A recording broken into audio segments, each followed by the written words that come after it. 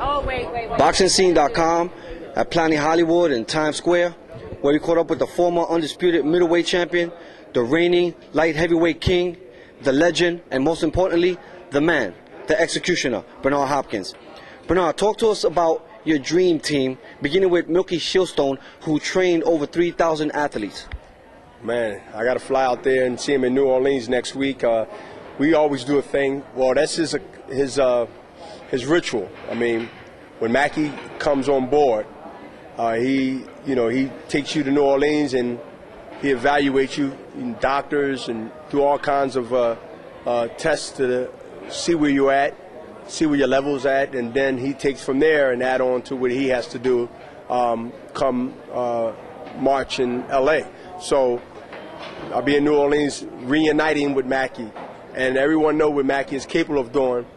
And I think that, people thought I was the underdog, in which I want them to continue to say that, and that helps me.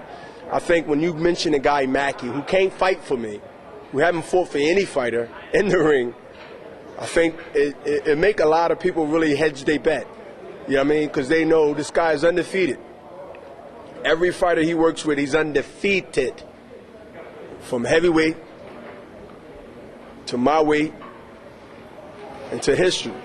So that goes to say, if anybody think I'm taking this fight just to take it, nah.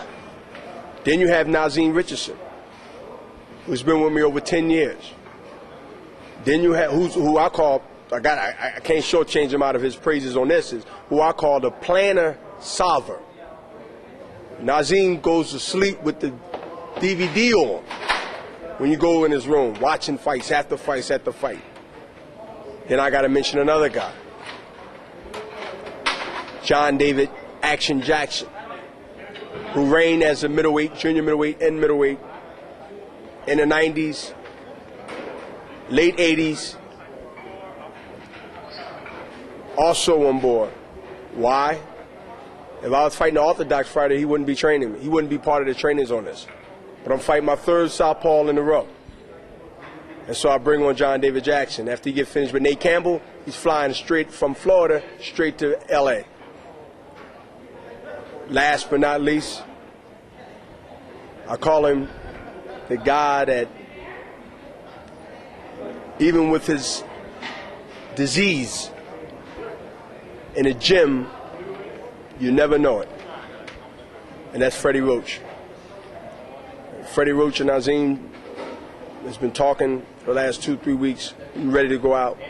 And one thing I like about this dream team, it separates people from thinking that Bernard Hopkins is his own trainer, his own, not that no one's saying that, but it sends a message to other athletes. No matter how good you are, no matter how great you might think you are, you always need great minds, great credibility to be even better. I'm always trying to be better than I was last year. I've been very successful in reinventing myself, changing my ways of approaching an opponent or plan or strategy. And so when you got Freddie Roach, Nazeem Richardson, John David Jackson, Mackie Shieldstone to come on as the physical nutrition, the cardio.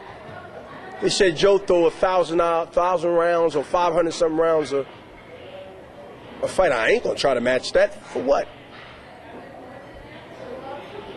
That means wherever he throws, that means that it's an opportunity for me to capitalize as one of the greatest counter punchers of my era. To put 3 or 4 or 5 shots right down the road when he throw it. Every fighter that throws a punch, no matter how great he is open to get hit.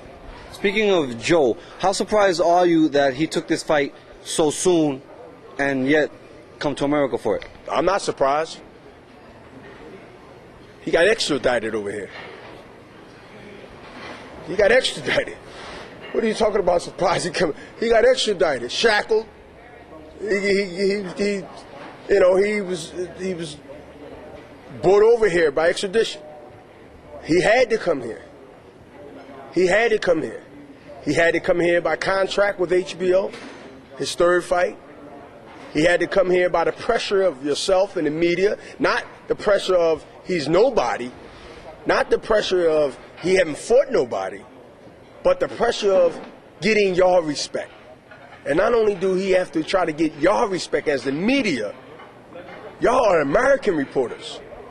He has to prove to y'all that he's worthy. And what better test, what harder test can you have your first commercial with to the United States of America on free TV with Bernard the Executioner Hopkins?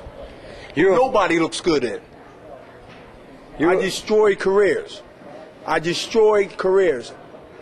I destroy careers. You think Jermaine Teller will ever be the same? You think Jermaine Teller, thank God for Pavic, he get a chance to get the royalties of building him up, no disrespect, like he done something great. He was done after the 2 fights. And Tito? Finished. He was Kasim Umar, Corey Spinks, the blueprint was done. A lot know it, but a lot, they still want to get in and eat the muffins and get in the press conferences. They don't want to be closed out of the food. They don't want to ruffle no feathers, so they ain't gonna really say he was done. And Tito? Finished. Tito, that's self-explanatory. The last time Tito looked good was when he fought Mayweather. Done. He was undefeated. I take their souls from them. I beat these guys down, man. I take something that can never come back. When the last time you seen Winky? You remember the milk cart thing I did? I remember. You think I was joking about that? When last time you hear from Tarver, but when did where Tarver look good since he fought me? I take their souls, man.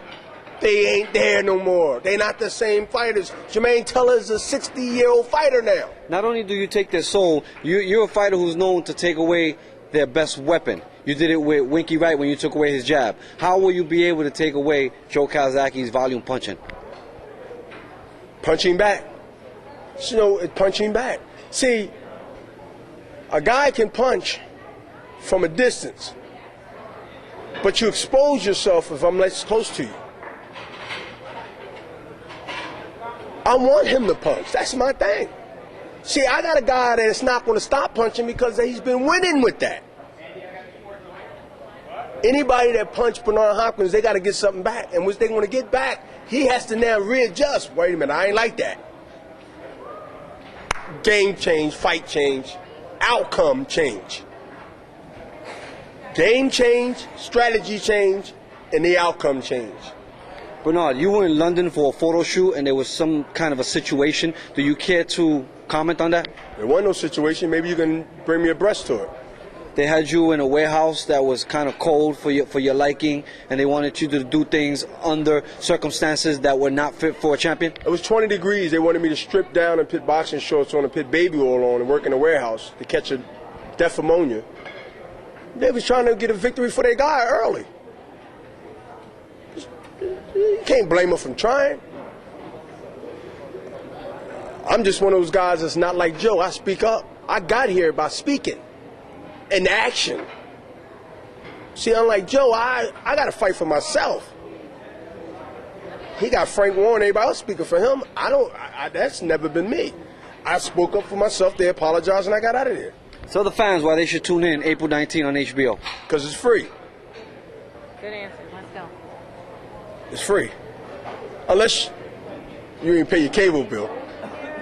Bernard, we appreciate your time as always. Thank you. You're welcome.